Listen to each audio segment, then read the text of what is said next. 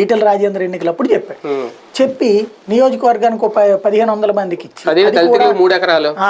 అది కూడా ఎవరికి ఇచ్చారు? టీఆర్ఎస్ వాళ్ళకి ఇచ్చారు. డబుల్ బెడ్రూమ్ ఇల్లు 2018 ఎన్నికలప్పుడు చెప్పి ఏమీ చెయ్యకపోవడం.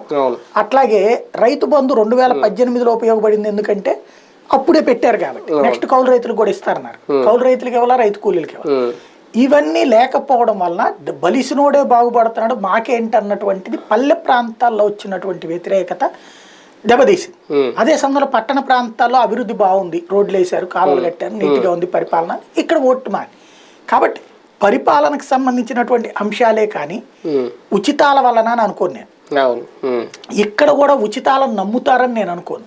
అయితే ఇవాళ చూడండి, మీరు డౌన్ ప్లే చేస్తున్నారు. ఈ మధ్యన మాట్లాడుతున్నారు ఉచితాలు లేదు, తగ్గించారు. అంటే విమర్శించడం తగ్గించారు.